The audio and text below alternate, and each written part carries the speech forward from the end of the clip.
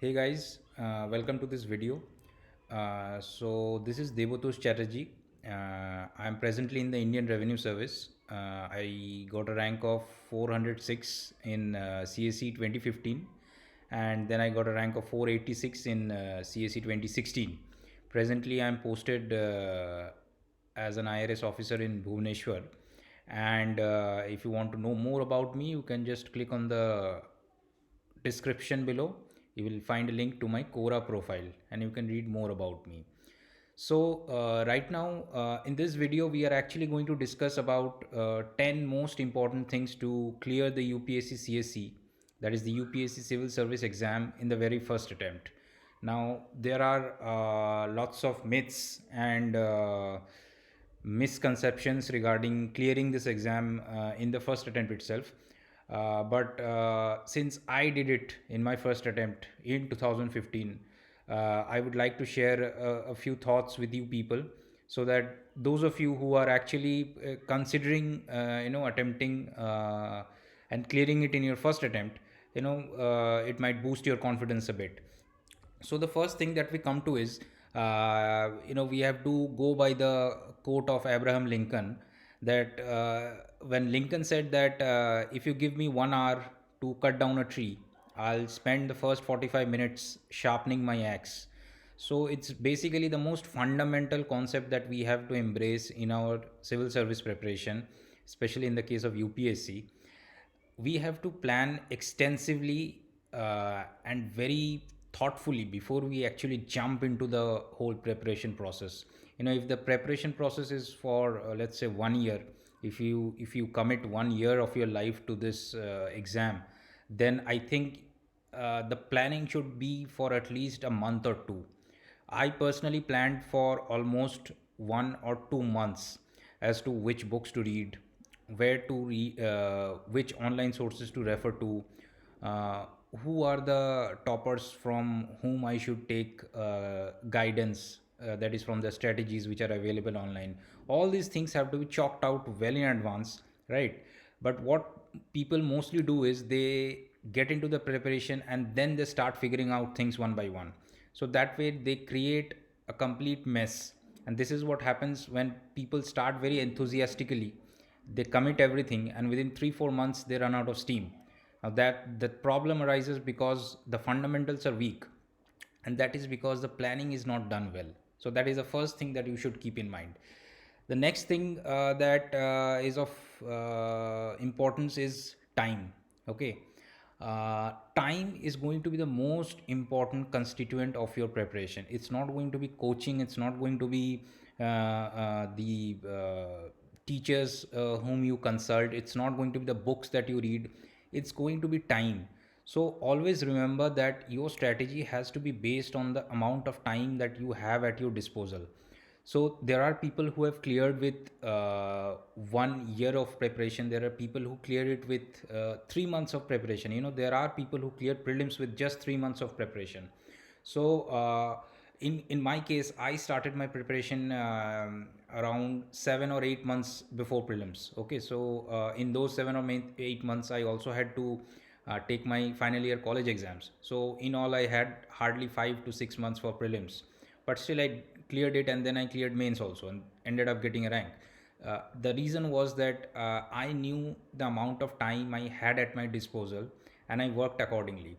So if I had 6 months at my disposal, then I could not afford to compare myself with someone who was preparing for 2 years, or who had started 2 years ahead of schedule. So there is no point comparing, making such comparisons, because it only adds to your burden. So first figure out how much time you have. Just when you have planned everything and when you have decided to take the exam, figure out how much time you have and prepare according to your time constraints, not according to anybody else's, right? So you have to be very careful how much time you have. So the best thing to do for those of you who are attempting your first attempt would be to look at toppers, to find out strategies of those who have actually cleared it in their first attempt. If you look at too many strategies, you might get confused, because people's strategies, they keep changing from one attempt to the other, right? So in your first attempt you are doing something, in your second attempt you might be doing something more. Okay, there might be a bit more value addition. So try and look for topper strategies who have cleared in their very first attempt, right? So next we come to the coaching part. Okay, this is very important because you need to realize that this whole UPSC preparation, this government job preparation, this is like an industry. Okay, this is like an industry, and just like Bollywood. So it has a customer base. Okay, so the coaching or the guides or the teachers, whatever you have there, they are basically service providers. All right, so they are providing you a certain service, and you are the customer. Okay, so before you actually commit any kind of money, any kind of resource, any kind of time to any coaching or anything, you should think long and hard about the promised deliverables. Okay, if you read the economic survey talks about something called a default bias. Okay, and this default bias is very much visible in case of UPSC aspirants who tend to just go with the crowd. People just build these preconceived notions about coaching. This coaching is good, that coaching is not good, this coaching offers this program, so let's go there. So people just have this kind of default bias, and they end up committing their money right up front. So you end up committing like 1.5 lakh rupees right at the beginning of your preparation, and then 3 months down the line you realize that maybe you could have done something else with that money. So that is something that you need to be really careful of, especially for people in their first attempt, because in your first attempt you are anyways short of time. So you should be very careful about which coaching you are actually spending your money on, which coaching you are actually spending your time on. Before committing anything, do your research, see what they are delivering, see what kind of services people have got from there. In many cases you will find that toppers, even those who attended classroom programs of certain coachings, they'll say that after a couple of months or so they dropped out and they prepared on their own. And that is actually the sad thing that happens for most of the aspirants, that people start with a coaching, but then within 2 or 3 months they realize that it's all up to you, right? So this is the third factor that we are going to take into consideration. The next one is going to be regarding routine. Okay, so there are lots of queries and there are lots of doubts regarding how to create a routine, how to create a study routine, basically, a roadmap. So this is actually very tricky because it should ideally depend on you. It should not be suggested by someone else. You can take the broad outlines from a trusted guide or a trusted topper, but you should not be relying point blank on them. Okay, somebody gives you a routine and you just have to stick to it 24/7. That's not a good idea.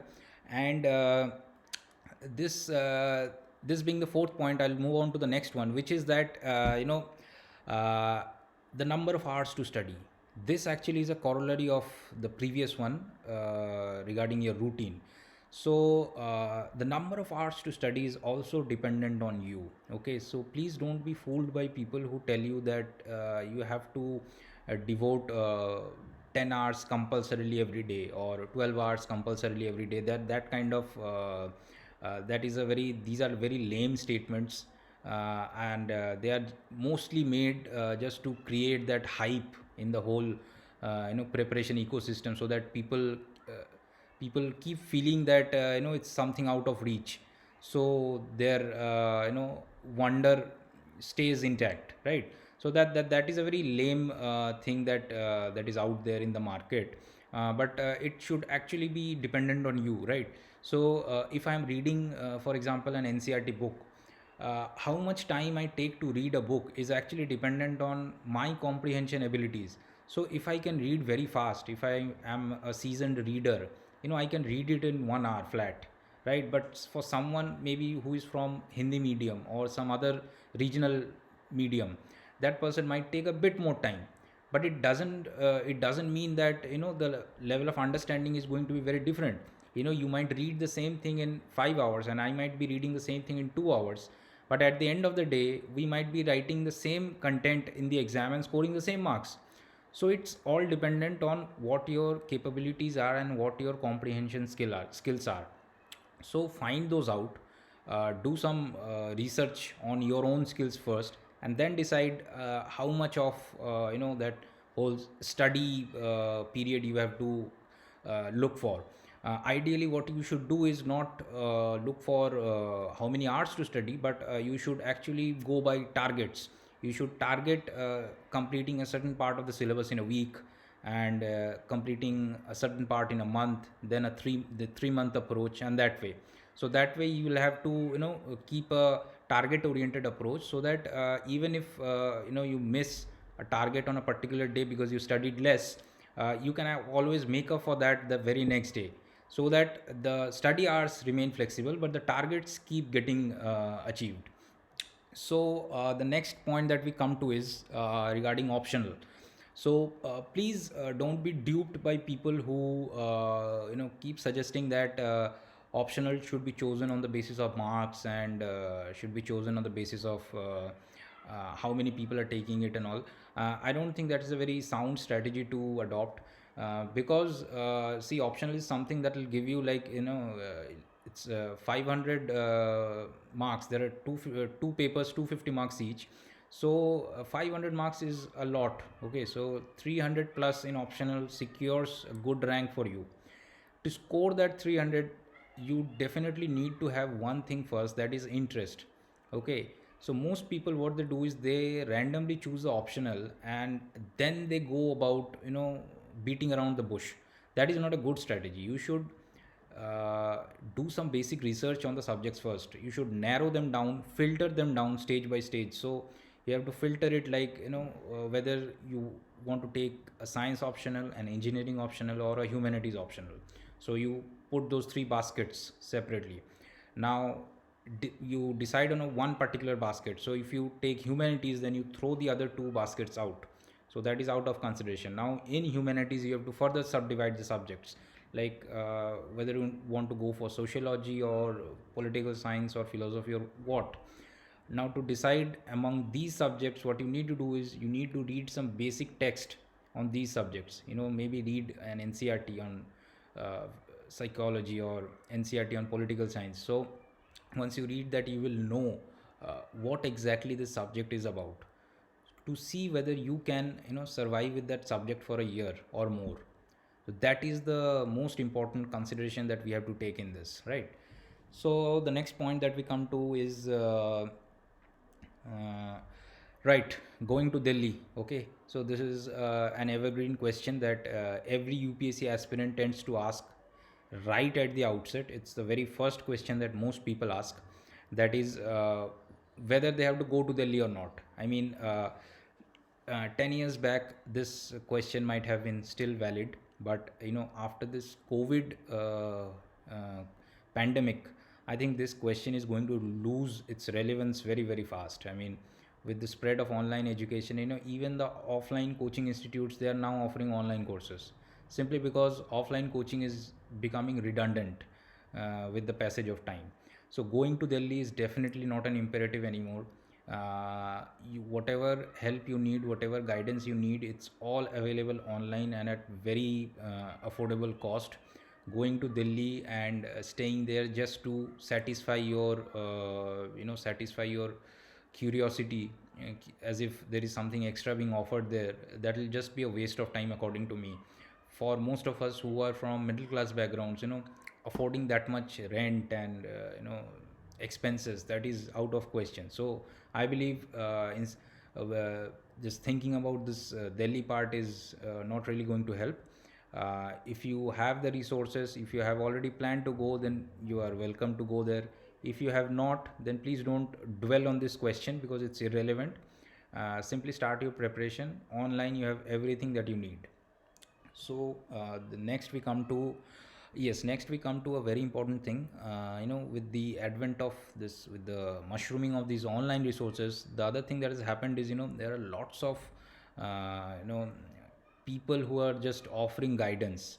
There is too much of guidance in the air, and so much of the guidance is just misdirected. Anybody from anywhere is coming up with some kind of course, some kind of current affairs analysis, and some this thing or that thing.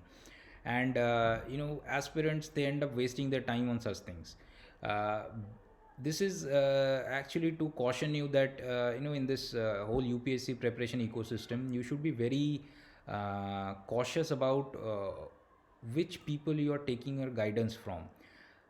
The people you take your guidance from, they should have some basic credentials, basic established credentials. You should not be taking guidance from anyone. Okay, this UPSC preparation thing is something that anybody can speak on. They'll tell you about, oh, we lived life of hardship and this and that in Delhi, and they'll cook up a story and they'll make you believe that they are some kind of UPSC guide or something, but that is not true. You should look at the credentials of the person who is offering you guidance, whether they have cleared prelims, whether they have cleared mains, whether they have appeared for interview. What is their credibility? How credible are their claims of knowing this UPSC exam well enough? Always keep that in mind. Now we are coming to the penultimate point, that is to stay away from herd mentality. Now this is especially, and I think this is very important for those who are trying to clear in their very first attempt, because the conventional wisdom says that you cannot clear in first attempt. Okay, so the conventional wisdom, 90% of the people around you will tell you that first attempt is just a trial, you have to take it, gain some experience, then maybe in your next two attempts you'll clear it. So if you start listening to all these, then you are doomed right from the very beginning. Because if your mindset is to clear it, then you definitely have to disregard the advice of many people who have not been able to clear it in their first attempts. Okay, so you have to be honest with yourself and accept that the percentage of people clearing in their first attempt is very less. So you cannot afford to listen to the majority out there. The majority out there is the one that is not cleared in their first attempt. Okay, so if you listen to them, then definitely you are not going to clear, right? So you have to stick with that minority that clears in their first attempt, and you have to believe that even if like one person clears in first attempt, then I'm going to be that person. So when I did in my first attempt, it was exactly this kind of thinking that helped me. Because I was preparing fully from home, and I'm from a state where UPSC preparation is not that much popular, right? So it was just this way of thinking and this attitude that helped me clear it in my first attempt right out of college. Okay, so the last point that we have here is, it's actually not just for UPSC or the first attempt aspirants. It's in for it's a life advice in general, which will help you immensely in your UPSC preparation. That is to be solution oriented. Okay, so what people with age, what happens is, we tend to become very problem oriented. Whatever comes up, we are always with that attitude ki, this is not going right, the economy is not going right, my family is not supporting me, there is a lot of noise in my neighborhood, my friends are very pokey, this and that, and there will be thousand things that people tend to come up with. This is something that really kills all the initiative that we have inside of us. To avoid this, what needs to be done is, you need to be solution oriented. You need to see what it is that you have targeted, what it is that your goals are, right? What is your objective, short term, long term, what it is exactly. And once you have set the targets and the objectives, you just have to go about achieving it any way you can. Okay, it's you have to have that mindset of, come whatever may, I'm just going to get it done. So if you have to clear it in first attempt, this is exactly the kind of attitude that you need to have. Believe me, this is something that will help you when you are writing mains for the first time, because writing mains, that is something that will decide your rank in your very first attempt. It's a play of nerves. You will be very anxious, and it will be your attitude and your that solution orientation that will actually help you sail through, right? So these are the 10 points which I feel are most important for people who want to clear in their first attempt. You can put in your feedback in the comment section. I'll try and address them if possible. and in the future we will be making more of these videos. Let's see how it goes. Thank you.